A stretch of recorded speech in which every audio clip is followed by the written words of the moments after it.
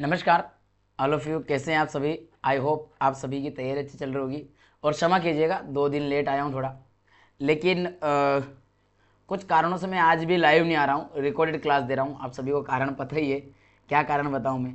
दिन रात अभी लैपटॉप बिजी चल रहा है, और जिस समय आपके 3 बजे समय गर्मी का मौसम है, तो लैपटॉप में मतलब लाइव क्लास जब चलती है तो 4-5 सॉफ्टवेयर बैक में काम करते हैं, तो गर्म हो जाता है, हीट मारता बहुत, तो क्लास प्रॉपर हो नहीं पाती है। इस वजह से मैंने समाधान निकाला कि पहले कुछ दिन, अभी जो 25 मई तक जो थोड़ा संघर्ष होने वाला, 25 भी क्या उससे पहले खत्म हो जाएगा, 25 मई को तो एग्जाम है, तो 22 मई तक मेनली मेरी क्लासेस रहेगी वहाँ पर यूपीएससी वालों की। जैसे उससे फ्री होऊंगा उसके बाद फिर कोई दिक्कत नहीं होगी। इसका जो शेड्यूल है हमारा, वो वापस मॉर्निंग में ही करने का चल रहा है कि मॉर्निंग में ही सुबह सुबह आराम से करवा दिया जाए, सही रहता है, तो वहाँ कर लिया जाएगा आपका। लेकिन अभी फ़िलहाल जो आपको क्लास दी जा रही है, ये रिकॉर्ड है, आज 85 MCQ एक साथ दूंगा। और जो अब क्लास अगला जो टॉपिक रहेगा हमारा, वो कंटिन्यूस चलेगा। 1 तारीख से आपको बहुत कुछ परिवर्तन दिखेगा, और वह परिवर्तन होगा हिंदी साहित्य में। MCQ लेने आ रहा हूँ मैं 1000, और साथ ही आपका 1000 इसका, यानी कि दोनों पेपर फर्स्ट और सेकंड, क्योंकि मेरा हिंदी साहित्य है, मैं हिंदी साहित्य वालों को ही करवा सकता हूँ। तो आप में से जो भी आपके कलीग्स वगैरह जो भी परिचित हैं हिंदी साहित्य वाले, उनको बोल दीजिए इस बार अगर JRF लेना है हिंदी साहित्य से, तो एक बार ये 1000 क्वेश्चन की सीरीज कर ले। अंत में 1000 की जो बोल रहा हूँ, अगर जरूरत पड़ेगी तो संख्या आप बढ़ा भी सकते हैं, कुछ अगर मान लो क्वेश्चन छूट रहे हैं तो बढ़ा भी सकते हैं, चिंता मत कीजिए, यह तो मिनिमम है, इससे आगे बढ़ाया जा सकता है।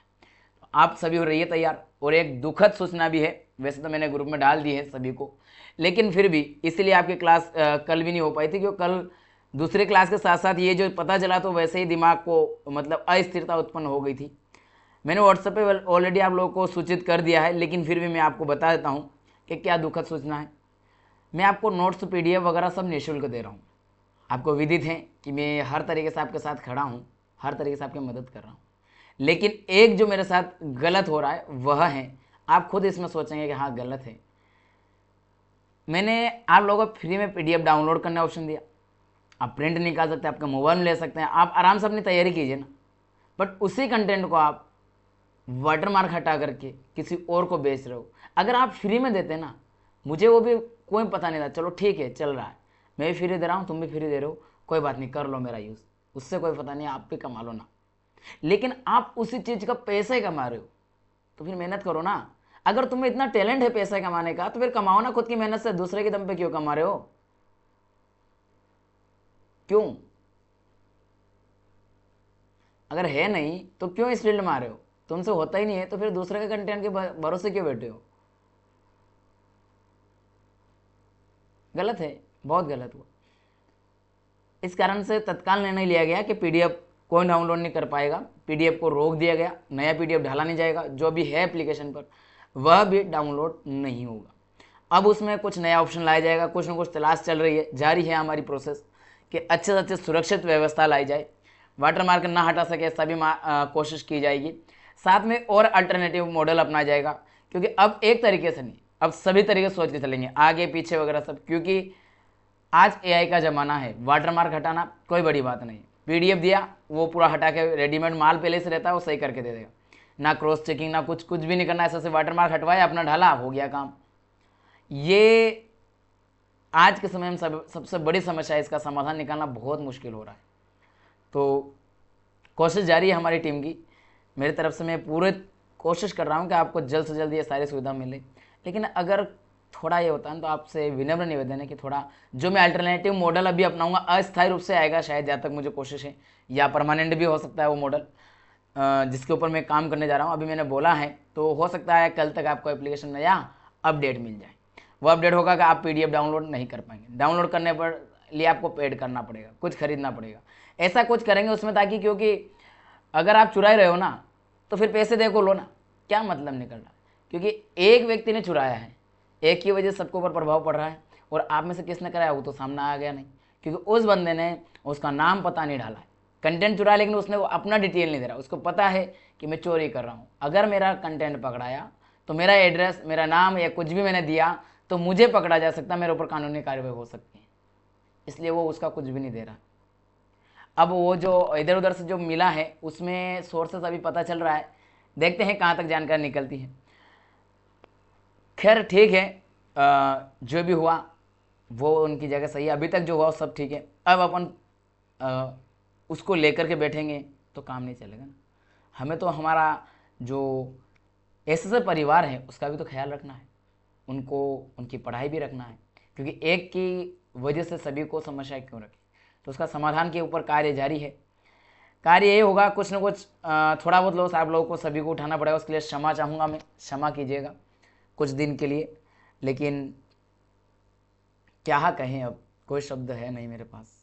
आपको ये बोलते मुझे खुद इतना दुख हो रहा, पर अब क्या करूँ मैं। जब ये मैसेज मैंने सुबह लिखा ना, रात को मेरे को नींद तक नहीं आई। जब शाम को मुझे पता चला, सही से नींद नहीं आई कि यार मैं इतना कल्याणकारी कार्य कर रहा हूँ और ऐसा चुरा ले रहे हैं आप। खैर, सभी की अपनी अपनी मानसिकता है। आप सभी से विनम्र निवेदन है कि ये जो ग्रुप मैंने फ़ोटो दिया है आप लोगों को व्हाट्सअप, और साथ ही आपको पता है यूट्यूब पे मैंने कम्युनिटी बॉक्स में डाल दिया है। आप सभी को सूचना अवगत करवा दी गई है। वैसे तो कहीं अगर कुछ भी आपको लगे तो मुझे बताइएगा, अगर आपको कोई फार्मूला लगे कि जहाँ ये सिक्योरिटी दी जा सकती है, जहाँ से आपका ये चोरी नहीं हो सकता है, ये फार्मूला अपना सकते हैं, तो वो भी बताइएगा। थोड़ा वाटर मार्क आराम से हटाया जा सकता है। आज के ज़माने में कोई सा वाटर मार्क लगाइए आप हटा देंगे। आज इतना टेक्नोलॉजी है, टेक्नोलॉजी का युग है। तो मैंने पूरे ही थंबनेल में, मतलब पूरे सारे PDF में लोगो लगा रखा है, उस लोगों को तो हटा दिया गया है। मतलब मैं अगर आपको PDF दिखाऊं तो आप कहेंगे ये क्या, मतलब पूरा कलर वलर सब बदल दिया गया है पेज का। इसलिए मैं हर बार कलर चेंज करके दे रहा हूँ, लेकिन वह भी चेंज हो गया। खैर, देखते हैं आगे क्या क्या होता है, समस्या का समाधान कैसे निकलता है, देखते हैं। चलिए अभी करते हैं क्लास की शुरुआत, बिना समय जाए किए आते हैं। और पहला प्रश्न आपके सामने है, सभी प्रश्न का जवाब दीजिए आप। ये तो सभी पार्ट ऑफ जो समस्या है जीवन में चलती रहेगी। संप्रेषण के अर्थ के बारे में निम्नलिखित कथनों पर विचार करें। पहला, संप्रेषण केवल सूचना भेजने की एक प्रक्रिया है। इसके बाद में दूसरा, संप्रेषण जो है विचारों, सूचनाओं और साथ ही साथ ज्ञान, भावनाओं और दृष्टिकोण को दो या दो से अधिक व्यक्तियों के बीच साझा करने की एक द्विमार्गी प्रक्रिया है, जिसका लक्ष्य साझा समझ विकसित करना होता है। उपरोक्त कथनों के आलोक में नीचे दिए गए विकल्पों में से सही विकल्प का, सही उत्तर का चयन कीजिए। केवल एक और दो दोनों, केवल एक और दो दोनों गलत। इसके बाद में एक सही दूसरा गलत, पहला गलत दूसरा सही। जवाब दीजिए जल्दी, फास्ट सभी। इस बात में आपको कोताहल नहीं बरतना चाहिए। यहाँ पर आपका डी है, दूसरा पहला जो है गलत है और दूसरा सही है, क्योंकि यहाँ बोला संप्रेषण केवल सूचना भेजने का नहीं, सूचना देने और लेने दोनों का माध्यम है। लगाइए द्वितीय प्रश्न। हम लोग हालांकि थ्योरी पढ़ चुके, आप सभी को विदित है पहले से। संप्रेषण की प्रक्रिया के बारे में निम्नलिखित कथनों पर विचार कीजिए। दूसरा, पहला कथन, संप्रेषण प्रक्रिया में प्रेषक, संदेश, चैनल, प्राप्तकर्ता, प्रतिपुष्टि यानी कि फीडबैक शामिल होते हैं। कथन दो, शोर जो कि नॉइस वाली बात है, संप्रेषण की प्रक्रिया का हिस्सा नहीं है। इसका संदेश स्पष्टता पर कोई, जो इसका संदेश की जो स्पष्टता है उस पर कोई प्रभाव नहीं पड़ता है। उपरोक्त कथनों के आलोक में नीचे दिए गए विकल्पों में से सही विकल्प का चयन कीजिए। केवल एक और दो दोनों सही, एक और दो दोनों गलत, एक सही दूसरा गलत, दूसरा गलत पहला गलत और दूसरा सही। तो यहाँ पर आपका सी आएगा, जाता है आपको भी लग रहा होगा सी, क्योंकि दूसरा ओबियसली गलत दिया हुआ है, नॉइस का प्रभाव पड़ता है, उसका हिस्सा है संप्रेषण का एक। लगाइए अगला प्रश्न। संप्रेषण के प्रकारों के बारे में निम्नलिखित कथनों पर विचार करें। अंतः वैयक्तिक, इंटर जो पर्सनल है आपका, इंट्रापर्सनल मतलब आपके अपना निजी की बात कर रहा है। संप्रेषण दो व्यक्तियों के बीच होता है। दूसरा, अंतर्वैयक्तिक, इंटरपर्सनल, संप्रेषण स्वयं के साथ संवाद करने की प्रक्रिया है। उपरोक्त कथनों के आलोक में नीचे दिए गए विकल्पों में से सही उत्तर का चयन कीजिए। केवल यहाँ पर आपका कथन एक और दो दोनों सही, दोनों गलत, एक सही दूसरा गलत, पहला गलत और दूसरा गलत, दूसरा सही। तो यहाँ आपका बी मिलेगा, दोनों ही गलत है क्योंकि इनका उलट फेर कर दिया गया। ये जो बात है ये यहाँ जाएगी दो व्यक्तियों के पास में, इंटर मतलब एक दोस्त के बीच में, अंतः मतलब खुद, खुद मतलब खुद स्वयं से बात करने का उलट फेर कर दिया गया। और ऐसे ही आपका प्रश्न एग्जाम में भी घुमा के आएगा, ऐसे आएगा भाई, चिंता मत कीजिए, आपको प्रश्न ऐसे मिलने सारे। संप्रेषण के प्रकारों के बारे में निम्नलिखित कथनों पर विचार कीजिए। पहला, समूह संप्रेषण में 3 या अधिक व्यक्ति शामिल होते हैं जो एक सामान्य लक्ष्य प्राप्त करने के संवाद करते हैं। दूसरा, जन संप्रेषण एक बड़े, अज्ञात और विषम दर्शकों तक संदेश पहुंचाने के लिए तकनीकी माध्यमों का उपयोग करता है। उपरोक्त कथनों के आलोक में नीचे दिए गए विकल्पों में से सही उत्तर का चयन करें। उत्तर विकल्प पूरे दिखाई दे रहे होंगे, वो विकल्प पे बात कर लेते हैं। विकल्प है आपका केवल 1 और 2 दोनों, मतलब दोनों सही, इसके बाद में दोनों गलत, इसके बाद में दूसरा सही, पहला सही दूसरा गलत, पहला गलत दूसरा सही। तो यहाँ आपका ए दोनों सही है। संप्रेषण की जो बातें की गई यहाँ पर दोनों परफेक्टली सही की गई। लगाइए 5वां प्रश्न, संप्रेषण के अभिलक्षणों के बारे में निम्नलिखित कथनों पर विचार करें। 1, संप्रेषण एक सतत और गतिशील प्रक्रिया है, यह कभी रुकती नहीं है। कथन 2, संप्रेषण हमेशा जानबूझकर और सचेत रूप से कार्य करता है। उपरोक्त कथनों के आलोक में नीचे दिए गए विकल्पों में से सही उत्तर का चयन कीजिए। पहला कथन 1 और 2 दोनों सही है, 1 और 2 दोनों गलत हैं, 1 सही दूसरा गलत, और कथन 1 गलत है और दूसरा सही है। तो यहाँ पर आपका सी जो कि दूसरा गलत है, पहला सही है।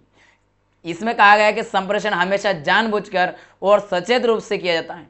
संप्रेषण अनजाने में भी हो सकता है, हम नॉर्मली किससे नॉर्मली बात कर सकते हैं, इसमें थोड़े जानबूझ के करेंगे या समझदारी के साथ ही करेंगे, कभी चाहे जैसा विचार भी निकल जाएगा दिमाग से। लगाइए 6 वाला प्रश्न, सोचिए अभी मेरे दिमाग में क्या चल रहा होगा, साथ में जिसने कंटेंट का हो किया उसके प्रति मेरे बात संप्रेषण कैसा वाला निकल रहा होगा, अगर वो सामने आ जाए तो मैं कैसा मतलब बर्ताव करूंगा उसके साथ। सोचिए, वही संप्रेषण मतलब जानबूझ के करने की जरूरत नहीं, अनजाने में और भी बहुत कुछ बोला जा सकता है, वो वाली बात है। संप्रेषण के उद्देश्यों के बारे में निम्नलिखित कथनों पर विचार करें। संप्रेषण एक मुख्य उद्देश्य सूचना प्रदान करना है। संप्रेषण का मुख्य उद्देश्य एक सूचना प्रदान करना और समझ बढ़ाना है। संप्रेषण का उपयोग अनुनय, मनोरंजन, संबंध बनाने के लिए भी किया जाता है। उपरोक्त कथनों के आलोक में नीचे दिए गए विकल्पों में से सही का चयन कीजिए।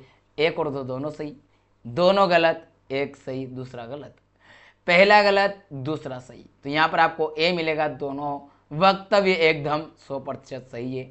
लगाइए अगला 7वां प्रश्न, संप्रेषण के मॉडलों के बारे में निम्नलिखित कथनों पर विचार कीजिए। चिंता मत कीजिए, रिकॉर्डेड ही है, मैं क्लियरली बोल रहा हूँ, रिकॉर्डेड लेक्चर है, चिंता मत कीजिए। कथन 1, रेखिक मॉडल जैसे कि अरस्तु का मॉडल संप्रेषण की एक तरफा प्रक्रिया के रूप में देखते हैं जिसमें प्रतिपुष्टि का अभाव होता है। दूसरा, संवादात्मक मॉडल संप्रेषण को एक साथ भेजने और प्राप्त करने की प्रक्रिया के रूप में देखते हैं जिसमें प्रेषक और प्राप्तकर्ता की भूमिकाएं बदलती रहती हैं। उपरोक्त कथनों के आलोक में नीचे दिए गए विकल्पों में से सही उत्तर का चयन कीजिए। 1 और 2 दोनों सही, 1 और जो दोनों गलत, इसके बाद में आपका 1 सही दूसरा गलत, इसके बाद पहला गलत दूसरा सही। तो यहाँ आपका ए है, दोनों ही वक्तव्य एकदम परफेक्ट हैं, दोनों कथन सही है। लगाइए अगला प्रश्न, संप्रेषण में एनकोडिंग और डिकोडिंग के बारे में निम्नलिखित कथनों पर विचार करें। एनकोडिंग वह प्रक्रिया है जिसके द्वारा प्रेषक अपने विचारों को प्रतीकों यानी कि जैसे शब्द, हाव भाव में परिवर्तित करता है। दूसरा, डिकोडिंग वह प्रक्रिया है जिसके द्वारा प्राप्तकर्ता प्रेषक के संदेश की व्याख्या करता है और उसे अर्थ देता है। उपरोक्त कथनों के आलोक में दिए गए विकल्पों में से सही उत्तर का चयन करें।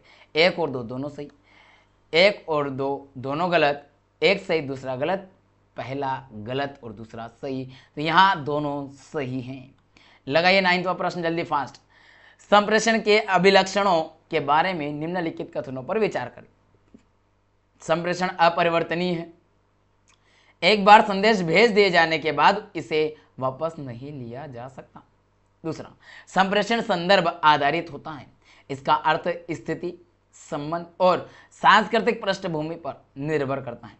उपरोक्त कथनों के आलोक में नीचे दिए गए विकल्पों में से सही उत्तर का चयन करें। 1 और 2 दोनों सही, 1 गलत और 2 दोनों गलत, 1 से ही दूसरा गलत, दूसरा गलत, दूसरा जो है सही और पहला गलत। तो यहाँ आपका ए है, यहाँ पर भी दोनों सही हैं। संप्रेषण के प्रकारों के आधार पर निम्नलिखित कथनों पर विचार कीजिए। औपचारिक संप्रेषण, औपचारिक संप्रेषण जो है फॉर्मल कम्युनिकेशन, यह संगठन के भीतर पदानुक्रमिक संरचना और पूर्व निर्धारित चैनलों का अनुसरण करती है, औपचारिक में। दूसरा, अनौपचारिक संप्रेषण जिसे ग्रेपवाइन भी कहा जाता है, आधिकारिक चैनलों के बाहर सामाजिक संबंधों पर आधारित होता है। कैसा है? उपरोक्त कथनों के आलोक में नीचे दिए गए विकल्पों में से सही उत्तर का चयन करना है। सही उत्तर चुनिए जल्दी, फास्ट। दोनों सही, दोनों गलत, 1 सही, दूसरा गलत, पहला गलत, दूसरा सही। यहाँ दोनों सही हैं। मैंने कहीं भी कुछ नहीं किया, बस मैंने हाव भाव चेंज किया था पढ़ते समय कि आप कितना सतर्कता से पढ़ रहे हैं। लगाइए 11वां प्रश्न आपके समक्ष और 11वां का आंसर दिख गया है। वाचिक संप्रेषण, वर्बल कम्युनिकेशन, वाचिक संप्रेषण जो है इसके बारे में निम्नलिखित कथनों पर विचार करें। वाचिक संप्रेषण में केवल बोले गए शब्दों का उपयोग होता है, लेकिन बात कीजिएगा वाचिक है, देखिएगा ध्यान से। वाचिक संप्रेषण में लिखित शब्द जैसे पत्र, ईमेल और रिपोर्ट भी शामिल है। अगर ये सही है तो ये गलत हो जाएगा, ये सही है और अगर ये सही है तो ये गलत हो जाएगा। खैर देखते हैं आप कैसे क्या लगाते हैं। मैंने थोड़ा उलझाने का काम भी करता हूँ, पता है ना आपको, उल्टा सीधा बोलता हूँ मैं। दोनों सही, दोनों गलत, 1 सही, दूसरा गलत, पहला गलत, दूसरा सही। तो आपका डी है, पहला गलत है और दूसरा सही है, क्योंकि वाचिक भले वर्बल है लेकिन उसमें लिख कर के भी बोल कर भी दोनों ही चीज़ें उसमें समाहित होती हैं। आपको मैं बोल करके दिखा रहा हूँ लेकिन मैंने यहाँ पर लिख कर भी रख रखा है, यही बात है इसमें। देखिए गैरवाचिक संप्रेषण, अब ये तो आप आराम से लगा लेंगे, इसको तो गलत नहीं करेंगे। गैरवाचिक संप्रेषण के बारे में निम्नलिखित कथनों पर विचार करें। गैरवाचिक संप्रेषण में शरीर के हाव भाव, शरीर के बॉडी लैंग्वेज, हाव भाव, चेहरे के भाव, जो आपके एक्सप्रेशन कैसा हो रहा है आपका फेस का, और आंखों का संपर्क, आई कांटेक्ट। दूसरा, गैरवाचिक संकेत अक्सर वाचिक संकेतों की तुलना में अधिक विश्वसनीय माने जाते हैं क्योंकि उन पर सचेत नियंत्रण कम होता है। आपको विदित करवाऊं मैं, आई कांटेक्ट आपको मैंने बताया था, आंखों ही आंखों से इशारों में, बड़े सभा में इशारा हो जाए, चलिए चलते हैं, हो रहा ना वो वाली बात है। उपरोक्त कथनों के आलोक में नीचे दिए गए विकल्पों में से सही उत्तर का चयन कीजिए। याद कीजिए जब मैंने पढ़ाया था ये वाला टॉपिक, उस समय मैंने प्रेमचंद जी का एक उपन्यास है गोदान, उसका एग्जाम्पल दिया था। उसमें होरी का जो पुत्र है गोबर, जिन्होंने गोवर्धन नाम था, पर कहते हैं ना उनको गोबर नाम रख दिया गया था, गोबर और धनिया, झुनिया सॉरी, धनिया तो उसकी मम्मी थी ना, झुनिया, उनके बीच में कॉन्टेक्ट हुआ था, सभा में हुआ था ना, मातम मनाया जा रहा था वहां पर। तो यहां पर दोनों सही है, 1 और 2 दोनों सही है, ठीक है। पैरालिंग्विस्टिक्स के बारे में निम्नलिखित कथनों पर विचार करें। पैरालिंग्विस्टिक्स का संबंध क्या कहा जाता है से है, न कि कैसे कहा जाता से है। इसमें आवाज का लहजा यानी कि टोन, पिच यानी आप बोल रहे हो, गति है मतलब आपकी स्पीड, मात्रा यानी कि वॉल्यूम जैसे तत्व शामिल हैं जो संदेश के क्या करते हैं, अर्थ को प्रभावित करते हैं। नीचे दिए गए कथनों में से सही उत्तर का चयन करना है। 1 और 2 दोनों सही, दोनों गलत, पहला सही दूसरा गलत, पहला गलत दूसरा सही। तो यहाँ पर डी है, पहला पूर्णतः गलत है क्योंकि यहाँ के आके इसका संबंध इससे है, ऐसा नहीं है। मैंने आपको थ्योरी में पढ़ाया था, याद कीजिए। खैर आइए आगे करवा दिए इसकी थ्योरी, इसलिए मैं थ्योरी आपको एनालिसिस नहीं कराऊंगा, यहाँ बस टू द पॉइंट चलेंगे। अब अगर नहीं आ रहा याद तो पढ़िए थ्योरी, पिछली क्लासेस कीजिए, पीडीएफ मानता हूँ कि नहीं मिला आपको ये, इसके पीछे मैंने कारण बता दिया। इसका पीडीएफ कल ढलने वाला था, लेकिन कल ही पता चला, तो फिर इस पर कार्यवाही चल रही है, तो वो करने के बाद ही आगे बढ़ा जाएगा। कल मैंने एक पीडीएफ डाला, एक ही पीडीएफ डाला, और उसमें से डाउनलोडिंग हुई। अब कुछ डाउनलोडिंग हुई और उसका तुरंत ही मुझे तत्काल मतलब उसका अपडेट करके किसी ने एडिट करके डेमो ग्रुप में किसी और को ग्रुप में भेज दिया।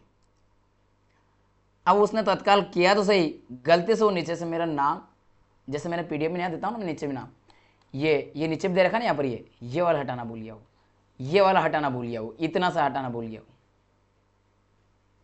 कोई होगा जिसने तुरंत मुझे इस नंबर पे कांटेक्ट किया, एक लड़के ने, अपने यूट्यूब के कोई फॉलोअर्स होगा, कोई भी होगा, तो बोला सर आपने तो एप्लीकेशन देते हो पीडीएफ, फिर ये ग्रुप में कहाँ से आया? तो बोला कि तो पेड है सर, पर पेड ग्रुप है, इसमें से कोई निकाल, मतलब ऐसा नहीं हो सकता सर, पेड बेचते हैं तो। और इसका सेलिंग दिया उन्होंने इसको, मतलब इसका पूरा नोट्स, मतलब पूरा नहीं दिया उसने वहाँ ग्रुप में, 2 पेज दिए केवल, और बोला कि इसको पूरा नोट्स पाने के लिए आप जो मैसेज कीजिए ग्रुप में, उनसे हम कांटेक्ट करेंगे। मतलब वो अपने कांटेक्ट नहीं दे रहा है, और जो मैसेज डाला गया वहाँ पर उसमें इस तरीके से डाल रखा कि टेलीग्राम पे, कि उसकी पहचान नहीं हो सके कि बंदा है कौन डालने वाला, समझ रहे आप? तो कहीं ना कहीं खैर वो तो इस चक्कर में पकड़ा गया, नहीं तो ये पता ही नहीं चलता, तो किसी स्टूडेंट से पता चला। याद रखिएगा यहाँ पर ये आवाज़ का नहीं, इसका तो हो गया था ना हमारा, हाँ हो गया था। लगाइए, प्रोक्सेमिक्स, प्रोक्सेमिक्स के बारे में निम्नलिखित कथनों पर विचार करें।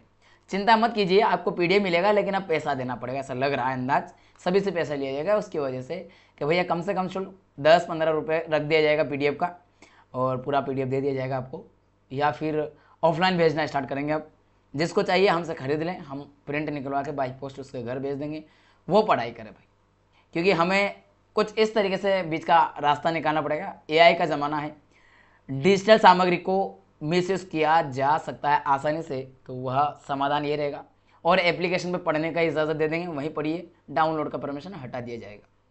यही समाधान फिलहाल निकाला जा रहा है। प्रोक्सेमिक्स के बारे में विचार कीजिए। प्रोक्सेमिक्स संप्रेषण में स्थान और दूरी के उपयोग का अध्ययन है। व्यक्तिगत स्थान की धारणा विभिन्न संस्कृतियों में सार्वभौमिक रूप से सम्मान होती है। कौन सा से कथन जो है सही उत्तर का चयन कीजिए, बताइए यहाँ पर। दोनों में से दोनों सही है, दोनों गलत हैं, एक सही दूसरा गलत, दूसरा गलत पहला सही। तो यहाँ आपका सी यानी कि पहला सही दूसरा गलत है, क्योंकि व्यक्तिगत स्थान की धारणा विभिन्न संस्कृतियों में सार्वभौमिक से समान है। ये बताइए, व्यक्तिगत बात कर रहा है और सार्वभौमिक हो सकती है क्या? या तो वह व्यक्तिगत है ही नहीं, सार्वजनिक होगी और सार्वभौमिक रहेगी ना, तो उल्टा कर दिया गया इसको भी। लगाइए अगला प्रश्न है 15वां। क्रोनेमिक्स के बारे में निम्नलिखित कथनों पर विचार कीजिए। क्रोनेमिक्स संप्रेषण में समय के उपयोग का अध्ययन, जैसे समय की पाबंदी और प्रतीक्षा समय। दूसरा, समय के प्रति दृष्टिकोण और उसका उपयोग संस्कृतियों के बीच भिन्न नहीं होता है। कितने कथन सही है? केवल 1 और 2 दोनों सही, सॉरी दोनों गलत, एक सही दूसरा गलत, दूसरा गलत दूसरा सही और पहला गलत। तो यहाँ आपका सी है, पहला सही है, क्योंकि क्रोनेमिक्स संप्रेषण में समय के उपयोग का अध्ययन किया जाता है, जैसे कि समय की पाबंदी होना, प्रतीक्षा दिए समय होना, फिक्स समय होना, लिमिटेड होना, वो वाली बात। समय के प्रति दृष्टिकोण और उसका उपयोग संस्कृतियों के बीच भिन्न नहीं होता है।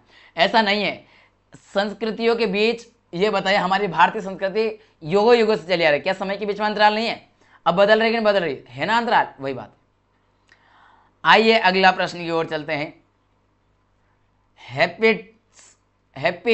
हैप्टिक्स के बारे में निम्नलिखित कथनों पर विचार करें। पहला, हैप्टिक्स संप्रेषण में स्पर्श टच का उपयोग का अध्ययन होता है। स्पर्श का अर्थ और स्वीकार्यता संदर्भ और सांस्कृतिक मानदंडों पर बहुत अधिक निर्भर करती है। उपरोक्त कथनों के आलोक में नीचे दिए गए विकल्पों में से सही उत्तर का चयन कीजिए। दोनों सही, दोनों गलत, एक सही दूसरा गलत, पहला गलत दूसरा सही, यहाँ दोनों सही हैं। इनको आराम से पढ़ लीजिएगा एक बार।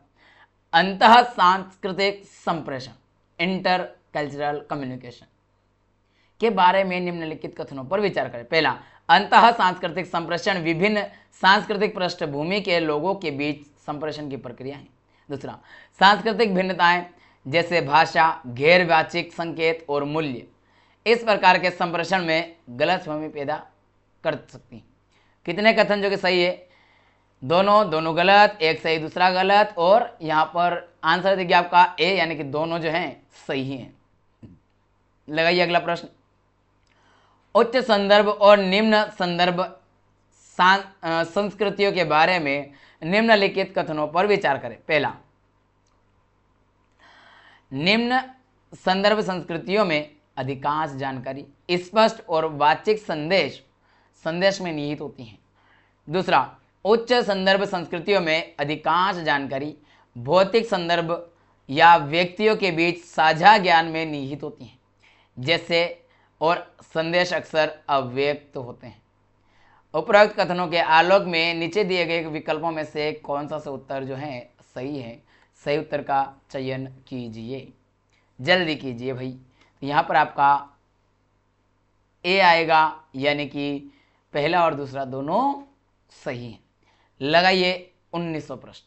सामूहिक संप्रेषण, ग्रुप कम्युनिकेशन की प्रभावशीलता के बारे में निम्नलिखित कथनों पर विचार कीजिए। समूह सामंजस्य, समूह में संतुलन बनाना और स्पष्ट रूप से परिभाषित लक्ष्य प्रभावी सामूहिक संप्रेषण में योगदान देना, मतलब एक टारगेटेड समूह के रूप में कार्य करना।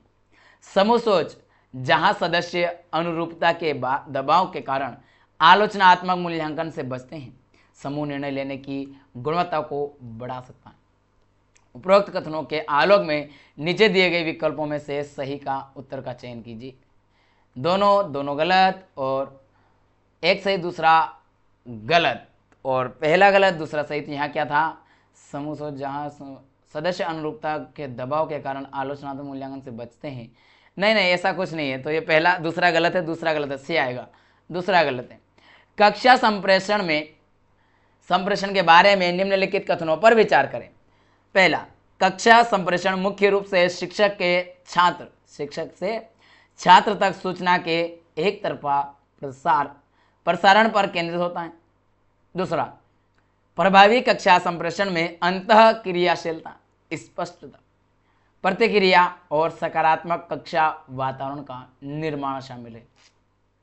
तो यहाँ पर आपको डी विकल्प दिखाई देगा। क्लियरली पहला गलत है, क्योंकि कक्षा में दोनों तरफा बात होती है। बच्चे को अगर डाउट है तो वो भी आपसे पूछेगा, इसका मतलब है कि पहला गलत है। 21वां प्रश्न लगाइए जल्दी। प्रभावी कक्षा संप्रेषण में शिक्षक की भूमिका के बारे में निम्नलिखित कथनों पर विचार करें। शिक्षक की, टीचर की। एक प्रभावी शिक्षक को केवल विषय वस्तु विशेषज्ञ होना चाहिए, संप्रेषण कौशल आवश्यक नहीं है, ऐसा।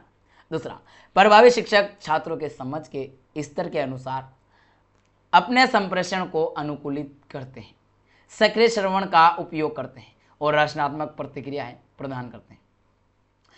कितने कथन जो कि सही है? तो केवल एक और दो कितने क्या है? तो यहाँ पर आपका डी आएगा, यानी कि पहला गलत है, दूसरा सही। क्योंकि देखो पहला में क्या बोला? एक प्रभावी शिक्षक को केवल विषय वस्तु विशेषज्ञ होना चाहिए, इससे काम नहीं चलेगा। वो विषय के साथ साथ में उसको वहाँ का कल्चरली और दूसरी आसपास की जो बातें हैं उसको होना चाहिए, मतलब ऐसा नहीं केवल विषय पर ही टीका है। कक्षा संप्रेषण में गैरवाचिक संकेतों के महत्व के बारे में निम्नलिखित कथनों पर विचार करें। पहला कथन, शिक्षक के गैरवाचिक संकेत जैसे उत्साह, आंखों का संपर्क, हाव भाव छात्रों की रुचि और जुड़ाव को प्रभावित कर सकते हैं। दूसरा, छात्रों के गैरवाचिक संकेत जैसे उब या भ्रम के भाव शिक्षक को अपनी शिक्षण रणनीति समायोजित करने के लिए महत्वपूर्ण प्रतिक्रिया प्रदान कर सकते हैं। कितने कथन जो विकल्प है सही है? एक और दो, दोनों सही, दोनों गलत, एक सही दूसरा गलत, एक गलत दूसरा सही। यहाँ पर दोनों सही है। जैसा कि अभी मैंने भी आपको शुरुआत में मेरे चेहरे के हाव भाव ही समझ में आ रहे होंगे आपको कि कितना वो हो रही थी पीड़ा, क्योंकि मेहनत की है और मेहनत का क्रेडिट कोई और ले जा रहा तुरंत। तो ये अभी तो शुरुआत है, अगर यहीं से छल होना प्रारंभ हो गया तो सोचिए पीक पॉइंट कहाँ हो। बस मेरे महाकाल बाबा तुम्हारा आशीर्वाद बना रहे, इससे आगे और कुछ नहीं, बाकी तो हम चले जाएंगे। बस आप एक बार आशीर्वाद देते रहिएगा, आशीर्वाद हाथ में धराइएगा। सक्रिय श्रवण के बारे में निम्नलिखित कथनों पर विचार करें। पहला, सक्रिय श्रवण केवल चुपचाप सुनने की प्रक्रिया है। सक्रिय श्रवण में ध्यान देना, समझना, प्रतिक्रिया देना और कही गई बातों को याद रखना शामिल है, ताकि संदेश को पूरी तरह से समझा जा सके। सही उत्तर का चयन करना, एक और दो दोनों गलत, और साथ में आपका एक सही दूसरा गलत, और जो दूसरा सही है और पहला गलत है, तो यहाँ पर आपका पहला गलत है और दूसरा सही है, याद रखना।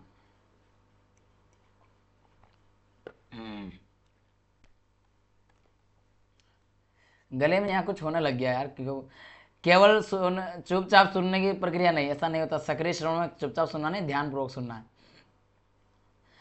प्रभावी संप्रेषण में प्रतिपुष्टि यानी कि फीडबैक की भूमिका के बारे में निम्नलिखित कथनों पर विचार करें। प्रतिपुष्टि प्रेक्षक को यह समझने में मदद करती है कि संदेश प्राप्त हुआ है या नहीं, और उसे समझा गया है, और उसे कैसे समझा गया वो बात हुई। प्रभावी प्रतिपुष्टि हमेशा नकारात्मक और आलोचनात्मक होनी चाहिए। सही उत्तर का चयन करना, एक और दो दोनों सही, दोनों गलत, एक सही दूसरा गलत, पहला गलत दूसरा सही। तो यहाँ आपका पहला सही है और दूसरा गलत, क्योंकि प्रभावी प्रतिपुष्टि विशिष्ट होना चाहिए, रचनात्मक होना चाहिए, समय पर होनी चाहिए, और चाहे वह सकारात्मक हो या नकारात्मक हो, इससे फर्क नहीं पड़ेगा। लेकिन जब जिस बात की आलोचना करना चाहिए उसके वो समय होना चाहिए, जिस समय उसकी फीडबैक देना चाहिए उस समय दीजिए। विशिष्ट होना चाहिए, आपकी फीडबैक सबसे अलग होना चाहिए, क्रिएटिविटी होना चाहिए आपकी फीडबैक। जैसे मैंने अभी बोला है, तो कमेंट में आपको सभी को बोला गया है कि आप भी अपने विचार दीजिए। क्यों? क्योंकि आप सभी ऐसे परिवार के सदस्य, मैं तो यार परिवार के सदस्य कह रहा हूं, कोई निकल गया है दोगला इंसान, निकाल ले गया कंटेंट। संप्रेषण चैनलों के बारे में निम्नलिखित कथनों पर विचार कीजिए। चैनल वह माध्यम है जिससे संदेश प्रेक्षक से प्राप्त कर्ता तक जाता है। याद कीजिए, मैंने आपको SSA के चैनल के बारे में बोला था आपको, वही। दूसरा, चैनल का चुनाव संदेश की प्रभावशीलता को प्रभावी नहीं करता है। विचार कीजिए कौन सा कथन सही है। चुनाव जो है आपकी प्रभावशीलता को यह नहीं करेगा। देखिए जरा, दोनों गलत, एक सही दूसरा गलत, और पहला गलत दूसरा सही। आपको यहाँ सी मिला, क्योंकि दूसरा कह रहा है कि चैनल प्रभावित नहीं करेगा। विचार कीजिए, अगर आपको इस चैनल के बजाय आप कोई ऐसा चैनल ले जहां आपको समझाया जा रहा है, MCQ नहीं, आपका सहयोग नहीं कर रहे हैं, तो आप प्रभावित होंगे नहीं होंगे? बिल्कुल। अभी आप प्रभावित होने जा रहे हैं ऐसे परिवार में भी। क्यों? क्योंकि अभी आपका PDF रोका जा रहा है। इसके कारण जो अनैतिक रूप से कार्य किया गया उसके कारण ये हो रहा है। तो ये उस बंदे ने जो कार्य चुना है वह गलत चुना है, उसके कारण प्रभावित हो रहा है। ये थर्ड पार्टी भी इन्वॉल्व होती है कभी कभी, याद रखिएगा प्रभावित करने में। क्षैतिज संप्रेषण, हॉरिजेंटल जो कम्युनिकेशन है उसकी बात कर रहे हैं। क्षैतिज संप्रेषण एक संगठन में समान पदानुक्रम के स्तर के व्यक्तियों और विभागों के बीच होता है। दूसरा, यह मुख्य रूप से आदेश और निर्देश दोनों देने के लिए उपयोग किया जाता है। सही उत्तर का चयन कीजिए, दोनों सही दोनों गलत, एक सही दूसरा गलत, दूसरा सही है और पहला गलत है। तो यहां पर आपका सी आएगा, दूसरा पूर्णतः गलत है, पहला सही है, क्योंकि यह मुख्य रूप से आदेश और निर्देश देने के लिए उपयोग। भैया प्रश्न पूछा गया कि क्षैतिज संप्रेषण बातचीत कर रहे हैं, तो ये समन्वय बात करेगा। जब आपस में आप बात करो क्षैतिजली, तो जैसे मैं आप लोगों से बात करूं अगर, तो आपस में डिस्कशन होगा ना, संतुलन बनाने का प्रयास करेंगे ना, समस्या का समाधान निकालें, जो कि अभी PDF का आने वाला है। एग्जाम्पल समझिए, नया करंट जो अभी घटना घट रही, समस्या का समाधान निकालेंगे, सूचना साझा की जाएगी। आपके साथ अभी सूचना साझा कर दी गई, अधिक से अधिक उपयोग किया जाएगा सारी चीजों का पैरेलल ला करके। अगला प्रश्न 27वां, अधोगामी संप्रेषण जो है के बारे में निम्नलिखित कथनों पर विचार करें। अधोगामी संप्रेषण उच्च स्तर के से उच्च से निचले स्तर की ओर निचले कर्मचारियों तक प्रभावित होता है। इसमें आमतौर पर नीतियां, निर्देश और प्रतिक्रिया के साथ साथ लक्ष्य को भी शामिल होता है। अगर यहां आप ध्यान से पढ़ेंगे तो अधोगामी जो है डाउनवर्ड जो है ऊपर से नीचे की ओर, यानी अधोगामी मतलब ऊपर से नीचे की ओर, तो बिल्कुल सही है, दोनों कथन सही है एकदम। उच्च अधिकारी बहुत आया तो था मैंने आपको, राष्ट्रपति और इन सभी का एग्जाम्पल लेकर बताया था, राष्ट्रपति, राज्यपाल, जिला कलेक्टर, इन सभी का वही। ऊर्ध्वगामी संप्रेषण अपवर्ड के बारे में निम्नलिखित कथनों पर विचार कीजिए। ऊर्ध्वगामी संप्रेषण नीचे स्तर से उच्च की ओर जाता है। इसमें सुझाव, रिपोर्ट, शिकायतें और प्रतिक्रियाएं शामिल हो सकती हैं। बताइए कौन सा कथन सही है यहाँ पर? क्या दोनों सही है? दोनों गलत हैं। एक सही, दूसरा गलत, दूसरा गलत, पहला गलत, सॉरी पहला गलत, दूसरा सही। तो यहाँ दोनों सही है, ये इसमें कोई चिंता की बात नहीं है। लगाइए 29वां प्रश्न। संप्रेषण बाधाओं के ऊपर प्रश्न है, के बारे में निम्नलिखित कथनों पर विचार करें। पहला, संप्रेषण बाधाएं वे कारक हैं जो संदेश की प्रभावी समझ और व्याख्या में हस्तक्षेप करते हैं। दूसरा, प्रभावी संप्रेषण के लिए इन बाधाओं की पहचान करना और उन्हें कम करना महत्वपूर्ण है। उपरोक्त कथनों के आलोक में नीचे दिए गए विकल्पों में से सही का चयन करना है। दोनों सही, दोनों गलत, पहला सही, दूसरा गलत, पहला गलत, दूसरा सही। तो यहाँ दोनों ही कथन क्या है? संप्रेषण बाधाओं में कहीं ना कहीं बाधाएं हैं, तो दोनों जो बातें की गई है वह संप्रेषण बाधाओं के बारे में सही कही गई है, दोनों कथन सही है। लगाइए अगला प्रश्न, भाषागत बाधाओं के बारे में निम्नलिखित कथनों पर विचार कीजिए। याद कीजिए मैं तमिलनाडु और मध्य प्रदेश में इनकी बात की थी। भाषागत बाधाएं शब्दों या प्रतीकों के भिन्न अर्थों या व्याख्याओं के कारण उत्पन्न होती हैं। दूसरा, खराब अनुवाद, तकनीकी शब्दजाल का अत्यधिक उपयोग, अस्पष्ट प्रतीक भाषागत बाधाओं के उदाहरण हैं। कौन सा से कथन जो कि सही है उपरोक्त में से बताइए। यहाँ पर दोनों सही, दोनों गलत, एक सही, दूसरा गलत, पहला गलत, दूसरा सही। यहाँ दोनों ही वक्तव्य एकदम सही है। मनोवैज्ञानिक बाधाओं के ऊपर विचार कीजिए। पहला, मनोवैज्ञानिक बाधाएं प्रेक्षक या प्राप्तकर्ता की मानसिक और भावनात्मक स्थिति से संबंधित होती है। पूर्वधारणाएं, ध्यान की कमी, जानकारी का चयनात्मक अवधारणा, सिलेक्टिव जो आप करते हो अध्ययन, कुछ भी कार्य वो, और अविश्वास मनोवैज्ञानिक बाधाओं के उदाहरण हैं। विचार कीजिए और बताइए कितने जो कथन है दोनों में से कौन सा सही है, कौन सा गलत है। तो यहाँ आपका मिलेगा दोनों सही, क्योंकि यहाँ दोनों ही हमारे लिए मनोविज्ञान मतलब मन को प्रभावित करने वाली बात।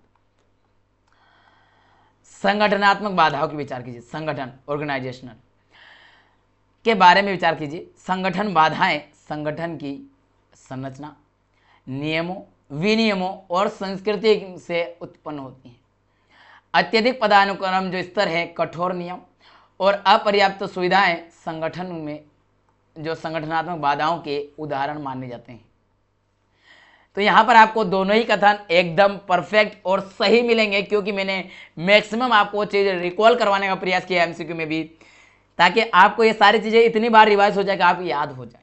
और जब आपका 1000 एमसीक्यू की सीरीज स्टार्ट होगी वह पीवाईक्यू आधार पर, वहां पर आप गर्दा उड़ा देंगे, गर्दा। लगाइए 33वां, व्यक्तिगत बाधाओं के बारे में निम्नलिखित कथनों पर विचार करें। व्यक्तिगत बाधाएं प्रेक्षक और प्राप्तकर्ता दोनों की व्यक्तिगत विशेषताओं से संबंधित हैं। दूसरा, सुनने का डर, सुनने की अनिच्छा, अधिकार को चुनौती देने का डर व्यक्तिगत बाधाओं के उदाहरण हैं। कितने जो कथन है वह उत्तर सही है, दोनों सही है, दोनों गलत हैं, एक सही, दूसरा गलत, और पहला गलत, दूसरा सही। जल्दी जवाब दीजिए। तो यहां पर आपका आएगा दूसरा, सॉरी ए जो है दोनों सही है। याद रखिएगा आप सभी को कमेंट बॉक्स में बताना है कि आपके कितने प्रश्न टोटल सही हुए, क्योंकि आज आपकी रिकॉर्डेड क्लास चल रही है तो कहीं ना कहीं आप जवाब नहीं दे पाएंगे। तो आपकी गलतियां जो हो रही है उनको लिखते हुए चलिएगा और आपको ऑफलाइन कमेंट करके बताना है।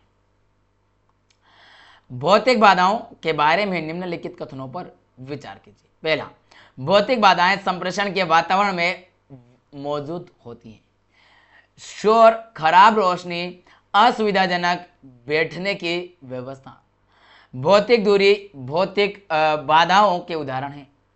उपरोक्त कथनों के आलोक में नीचे दिए गए विकल्पों में से सही उत्तर का चयन कीजिए। दोनों सही दोनों गलत, पहला सही दूसरा गलत, और दूसरा जो है सही है तो पहला गलत। तो यहाँ पर दोनों के दोनों वक्तव्य सही हैं। सांस्कृतिक बाधाओं के बारे में निम्नलिखित कथनों पर विचार करें। पहला, सांस्कृतिक बाधाएं विभिन्न सांस्कृतिक पृष्ठभूमि के लोगों के बीच मूल्यों, मानदंडों, विश्वासों और व्यवहारों में अंतर के कारण उत्पन्न होती हैं। रूढ़िवादिता और पूर्वाग्रह सांस्कृतिक बाधाओं को दूर करने में मदद करते हैं। उपरोक्त कथनों के आलोक में नीचे दिए गए कथनों में से सही का चयन करना है। दोनों सही दोनों गलत, एक सही दूसरा गलत, और पहला गलत दूसरा सही।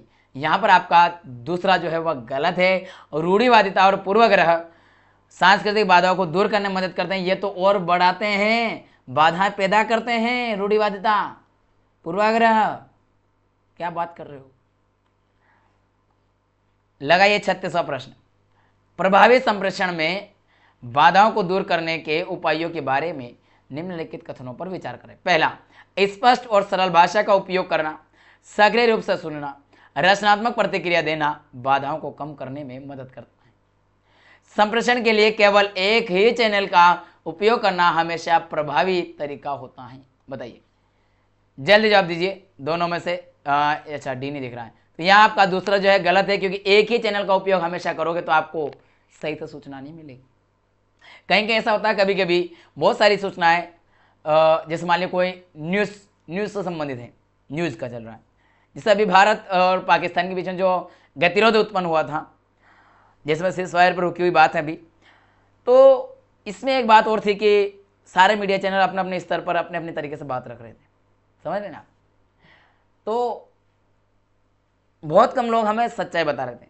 हमारे यहाँ का जो मीडिया है, गोदी मीडिया कहते हैं उनको एक तरीके से, सभी मैं भी वही कहूँगा उनके लिए, क्योंकि वह एक ने तो बलूचिस्तान को उसी समय आज़ाद कर दिया था, एक ने जो लाहौर तक भारतीय सेना पहुँच गई है, मतलब कुछ भी कहीं भी, पंजाब पे कब्जा कर लिया, पाकिस्तान का पंजाब पे भारतीयों ने कब्जा कर लिया, सिंध में भारतीयों ने कब्जा कर लिया।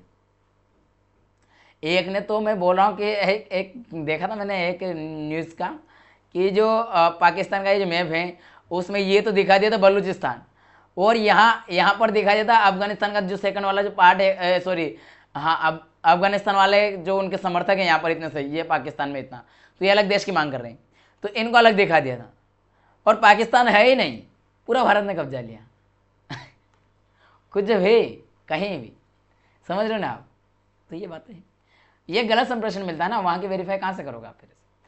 सूचना अधिभार, इंफॉर्मेशन ओवरलोड के बारे में निम्नलिखित कथनों पर विचार करें। पहला, सूचना अधिभार तब होता है जब किसी व्यक्ति को संसाधित करने की क्षमता से अधिक जानकारी प्राप्त होती है। दूसरा, जो आंसर दिख गया आपको, यह प्रभावी संप्रेषण में बाधा उत्पन्न करता है और निर्णय लेने की क्षमता को कम कर सकता है। कितने कथन जो कि सही है, यहाँ पर आंसर दिख गया था आपको, दोनों सही लगा देंगे आप यहाँ तो। अब तो लगाइए मीडिया और समाज, जन मीडिया के बारे में 38वां प्रश्न लगाए सभी। जन मीडिया के बारे में निम्नलिखित कथनों पर विचार करें। पहला, जन मीडिया उन प्रौद्योगिकियों और संगठनों को संदर्भित करता है जो बड़े पैमाने पर दर्शकों तक जानकारी पहुंचाने के लिए उपयोग करते हैं। दूसरा, समाचार पत्र, टेलीविजन, रेडियो, फिल्में, इंटरनेट जन मीडिया के उदाहरण हैं। सही का चुनाव कीजिए। दोनों सही दोनों गलत, एक सही दूसरा गलत, पहला गलत दूसरा सही। तो यहाँ पर दोनों ही वक्तव्य परफेक्ट और सही समझ में वाला है। समाज में जन मीडिया के कार्यों के बारे में निम्नलिखित कथनों पर विचार करें। जन मीडिया का एक महत्वपूर्ण कार्य सूचना प्रसारित करना और जनता को सूचित करना है। जन मीडिया मनोरंजन प्रदान करने, सामाजिक मूल्यों को प्रसारित करने और जनमत को प्रभावित करने में भी भूमिका निभाता है। कितने जो प्रश्न हैं, मतलब दिए गए कथन सही है दोनों, तो यहाँ पर आपको बता दें कि यहाँ पर आपको दोनों सही है, दोनों सही है। थोड़ा फास्ट चलिए क्योंकि अगली क्लास का भी टाइम हो जाएगा, नहीं तो इधर रिकॉर्ड करना, इधर उसको उधर लाइव। आइए, एजेंडा सेटिंग सिद्धांत के बारे में निम्नलिखित कथनों पर विचार कीजिए। एजेंडा सेटिंग सिद्धांत बताता है कि मीडिया यह नहीं बताता कि क्या सोचना है, बल्कि यह बताता है कि किन मुद्दों के बारे में सोचना है। मीडिया जिन कहानियों को प्रमुखता से देता है, प्रमुखता मतलब प्रदर्शित करने पर प्रायोरिटी देता है, वह जनता द्वारा महत्वपूर्ण माने जाने वाले मुद्दों को प्रभावित करती हैं। तो यहाँ आपको जो दोनों ही बातें सही है, क्योंकि एजेंडा सेटिंग्स जो सिद्धांत मैंने आपको करवाया था लास्ट में, आई थिंक एक लाइन में था ये, उसी का बारे में है। और नहीं करवाते तो कुछ ऐसे हैं जो कि वहाँ नहीं करवाए, वो एमसीक्यू में हो रहे हैं आपके। और इनका जब हम एक बार जो 1000 के एमसीक्यू करेंगे, वहाँ इन सभी का और भी एक से एक प्रैक्टिकल क्वेश्चन आएंगे। अभी तो आपको एक कल्टीवेशन सिद्धांत के बारे में निम्नलिखित कथनों पर विचार कीजिए। जॉर्ज गर्बन द्वारा प्रस्तावित किया गया था। इस सिद्धांत को प्रस्तावित करता है कि टेलीविजन देखने वाले समय के साथ टेलीविजन पर चित्रित दुनिया के बारे में विश्वास विकसित करते हैं। यह सिद्धांत मुख्य रूप से समाचार पत्रों के प्रभाव पर केंद्रित होता है। बताइए कौन सा कथन सही है? तो यहाँ पर सेकंड गलत है, पहला सही है, क्योंकि यह सिद्धांत मुख्य रूप से टेलीविजन के प्रभाव की बात करता है। समाचार पत्र तो आपको हैंड रिटन मिलता है, यहाँ चित्रित की बात हो रही है, टेलीविजन की बात हो रही है। बातें पूरी दोनों में विपरीतार्थक चल रही थी। चलिए अगला प्रश्न, मीडिया साक्षरता, मीडिया लिटरेसी के बारे में विचार करना है। मीडिया साक्षरता विभिन्न मीडिया प्रारूपों में संदेशों तक पहुंचने, उनका विश्लेषण करने, मूल्यांकन करने और बनाने की क्षमता। यह व्यक्तियों को मीडिया संदेशों को गंभीर रूप से समझने और उनके प्रभाव के प्रति जागरूक होने में मदद करती हैं। बताइए कौन सा कथन जो कि है सही और परफेक्ट है? तो यहाँ आपका ए यानी कि दोनों सही हैं।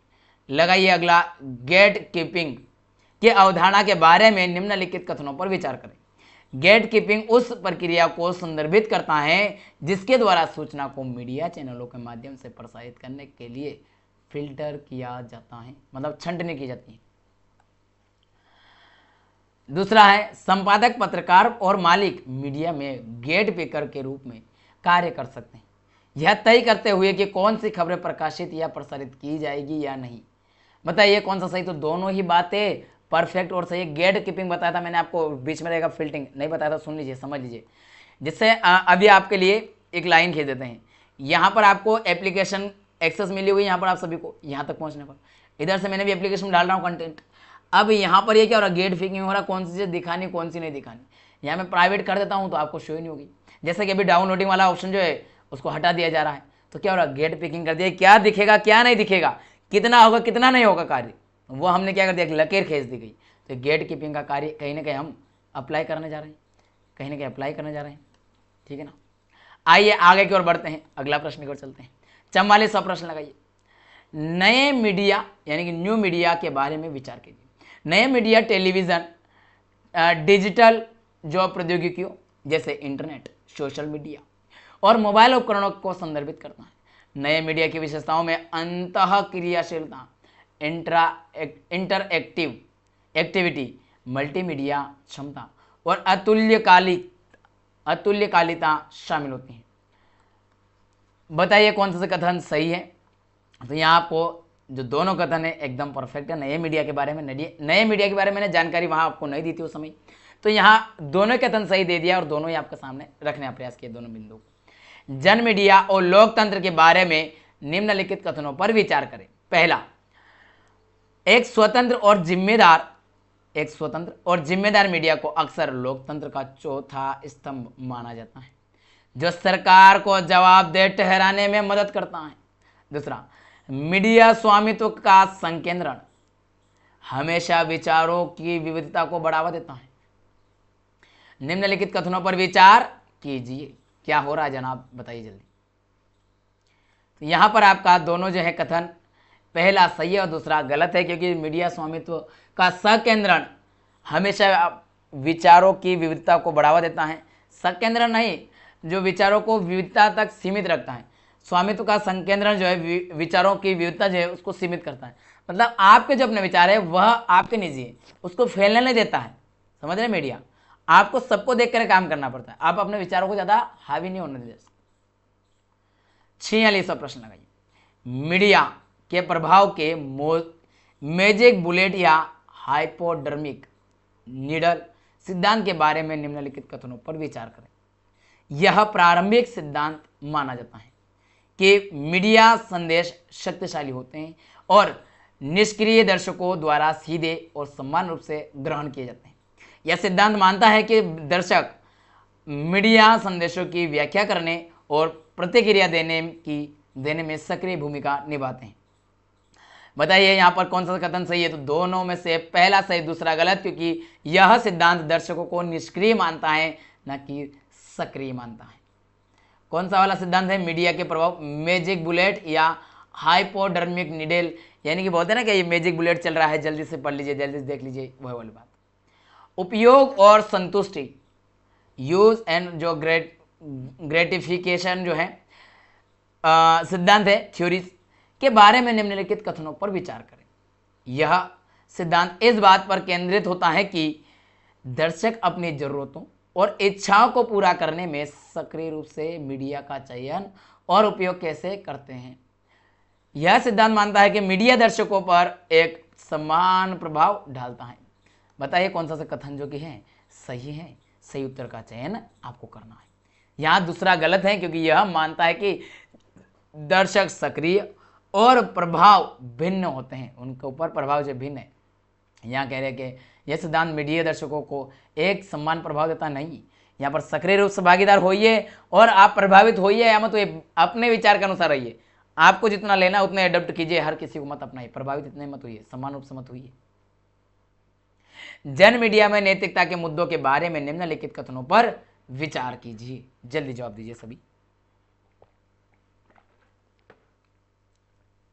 जन मीडिया नैतिकता में सटीकता, निष्पक्षता, गोपनीयता का सम्मान और पूर्वाग्रह से बचने जैसे मुद्दे शामिल हैं।